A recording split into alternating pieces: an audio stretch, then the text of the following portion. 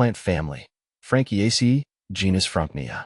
Exploring the Frankeniaceae family, my journey with Frankenia. The Frankeniaceae family, often overlooked by many plant enthusiasts, has always intrigued me. It's not the flashiest family, but its resilience and adaptability make it stand out. When diving deeper into this family, I found it especially fascinating how the plants thrive in some of the harshest environments. The primary genus of interest in this family is Frankenia. Today, I'll share my experience with the Frankeniaceae family, focusing on the Frankenia genus and why these plants deserve more attention from plant lovers like myself. What is the Frankeniaceae family? The Frankeniaceae family consists of small flowering plants, mainly found in coastal and saline environments. As someone who's always admired the beauty of plants that can endure extreme conditions, the Frankeniaceae's adaptability caught my attention. Members of this family are well equipped to handle drought, saline soil, and windy coastal areas, which makes them perfect for xeriscaping or anyone with a passion for plants that can survive the elements. The family is small, with the Frankenia genus being the most notable. Frankenia plants are known for their ability to thrive in areas where many other plants would struggle to survive. This feature immediately made me want to explore them further. My experience with the Frankenia genus.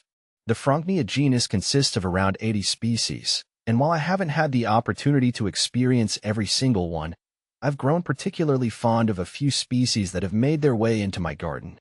Frankenia laevis. One of the first Frankenia plants I experimented with was Frankenia laevis, commonly known as sea heath. This low-growing plant with its delicate pink flowers adds a subtle charm to any garden. What initially drew me to this species was its salt tolerance. I live near the coast, and my soil tends to have higher salinity levels than typical inland gardens. However, Frankenia laevis flourished where other plants struggled, and its compact, mat-forming habit makes it a fantastic ground cover for rock gardens. I noticed that the plant needs minimal maintenance.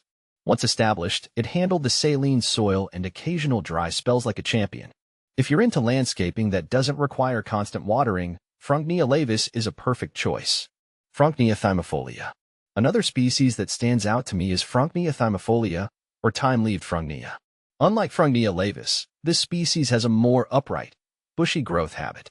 The delicate, pale purple flowers are striking against the green foliage, and they emit a faint, pleasant fragrance.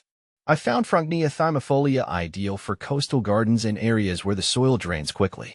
What's great about this plant is that it attracts pollinators, which is a bonus for anyone trying to create a more sustainable and eco-friendly garden. It's a tough little plant that performs well even in rocky, poor-quality soils, conditions that would challenge other species. This hardiness is one of the reasons I'm so drawn to the Frankeniaceae family. It's not just about the aesthetic, it's about the endurance and adaptability of these plants.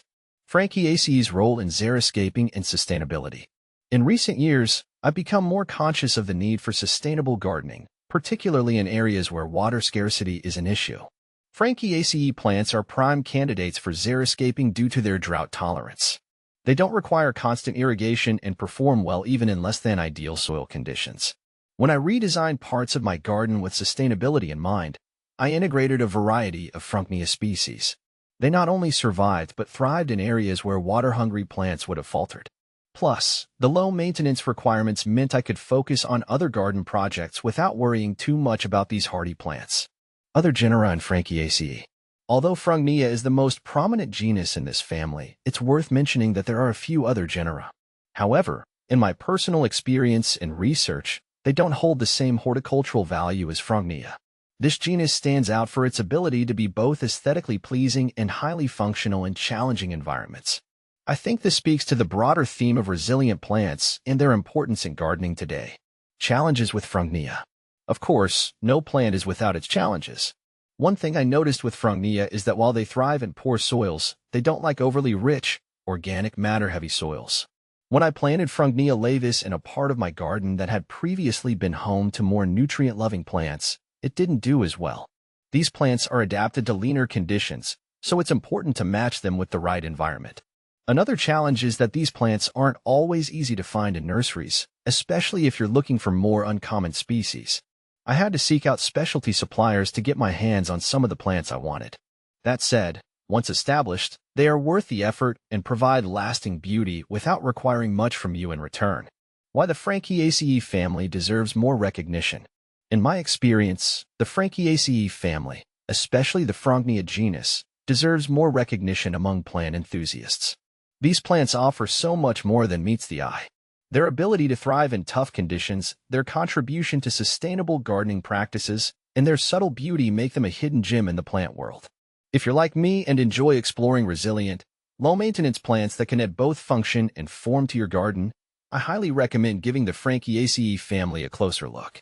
Whether you're battling poor soil, high salinity, or looking to create a more sustainable garden, this family has something special to offer. For me, incorporating Frankenia species into my garden has been a rewarding experience that I hope more people will come to appreciate.